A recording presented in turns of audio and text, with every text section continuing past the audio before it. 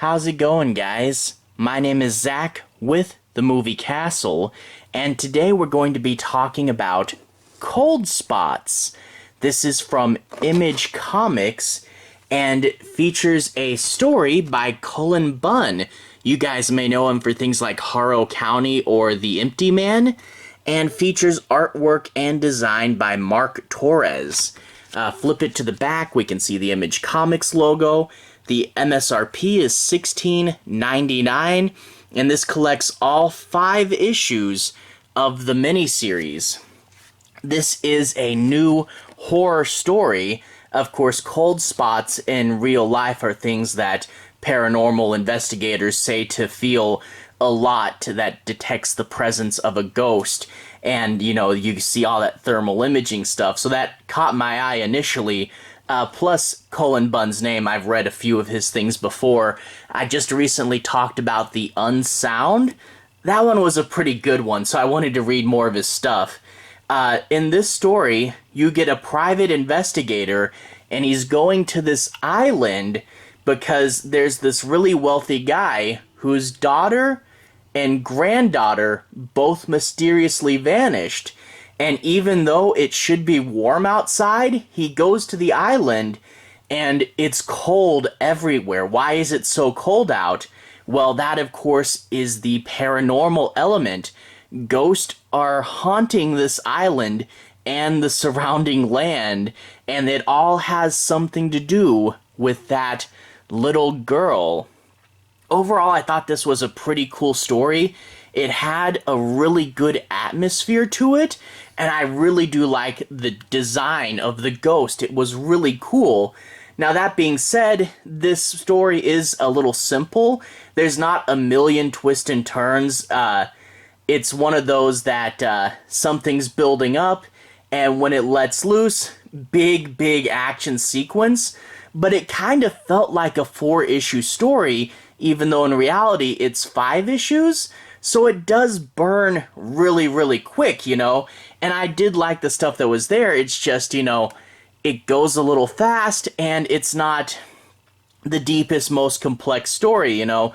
We've seen detective trying to find girl before. I mean, you could draw comparisons to the Nicolas Cage version of Wicker Man, but other than that, you know, it is pretty different. It's cool ghost design. It's just, it moves a little fast towards the end, but when you do get to the end, when you see the big bad ghost, he's pretty cool, and a few cool elements, like they did take the girl towards the end in a different direction, and I do really think there's some fun elements here. So yeah, not the biggest thing ever, but as a short, quick read with a cool atmosphere, yeah, that's pretty fun. Let's, without further ado, take a look at this cover. We see the girl, her eyes, this kind of reminds me of the original Firestarter cover, but there's the island, and there's his face in the mainland down here. Is that a tree, or is that someone on the island? And I think that might be the house up there, I'm not sure. But a cool cover. But let's go ahead and crack open the book. Now, I'm not going to be doing any major spoilers, but I do want to say my piece on a few plot points and make sure you guys have a basic understanding as to what this book's about. So I'll talk a little bit about the plot, but I'll be avoiding the end bits, so no major spoilers, but let's show you guys a little bit of that story and the artwork. I really do like the opening stinger of the story. There's a guy who's like, oh gosh, why is it so cold out here? And he talks to his wife, and he's like, is the thermostat broken? And she's like, oh hey, I'm having a great time watching the kids. And of course he's like, what do you mean, watching the kids, honey? Don't you remember that the kids are dead? And of course, the kids are dead, but she's still watching them. But look at that cool ghost design where their face kind of becomes a shadow and they got these creepy glowing eyes. The ghosts in here are pretty cool. But then you see like the rest of what the artwork is going to be, a lot more deep colors, like these purples here. But you see this guy, private detective, arrives and the butler goes, oh hey, you're late. And he goes, I'm late? I said I'd never come back here again. By that account, that means I'm early. So he's had some sort of falling out with this guy, and you know there's some history, but he's got a bunch of money to offer this guy, so he'll come back for one last job, of course, and you find out that this guy's grown daughter is missing. Okay, but she's an adult, and then he says, well, take a look at this, and he sees a second picture, this little girl, his granddaughter, and he goes, after all the mother's been through, the granddaughter is in my custody, and I want her back. So the grandfather is the legal guardian. He wants the girl back, but can you really trust him? So he goes to investigate, but the butler's there, and he goes, I know you want to say something. You know something, but you don't want to get in trouble. And that's where he talks about how the mom met someone online. The girl had apparently had some trouble and thought that these people could help. There's a creepy kid drawing there.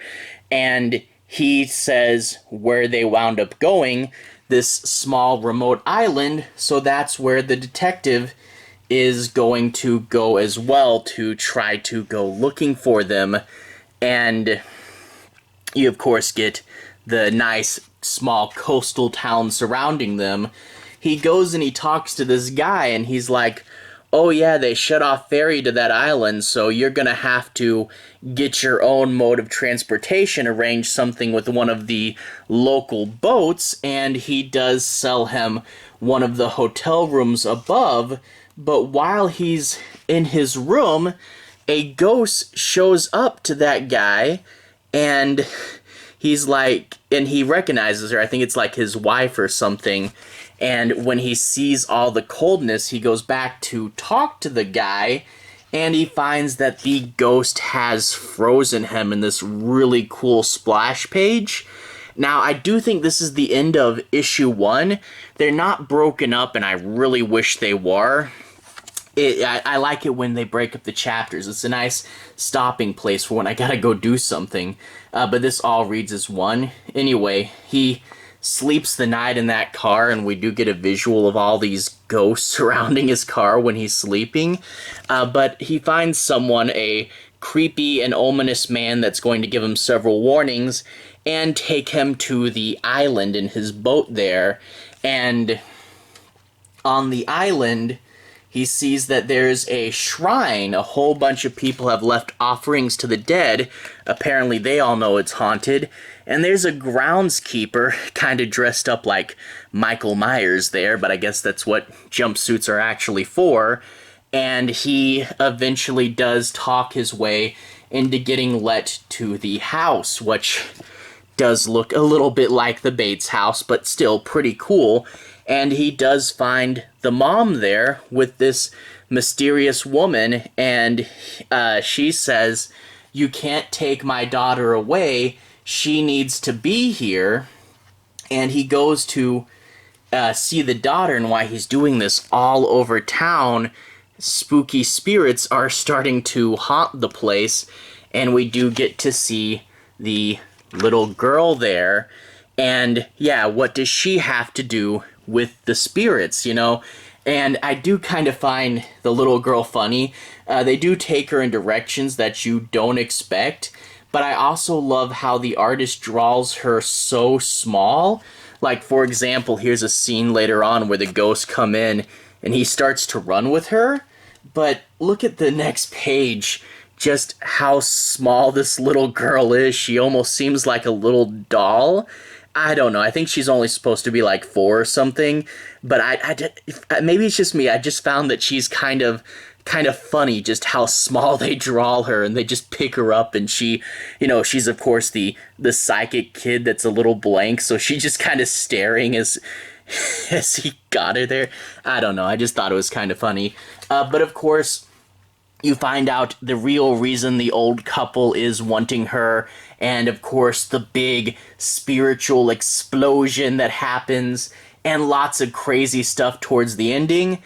Like I said, this events do kind of pop off a little early, and it really does burn pretty fast, you know, so I do wish it was a little richer, the characters and the plot, I wish they were a little more complex, but great atmosphere, fun ghost design, and if you get it as just a quick read, it's a fun quick read.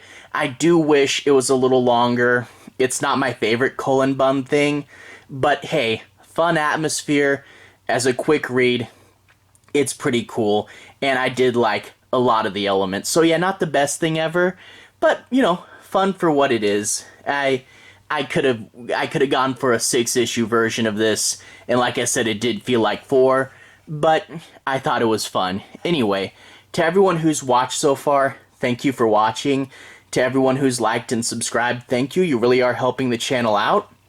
I'll leave a relevant playlist on the bottom.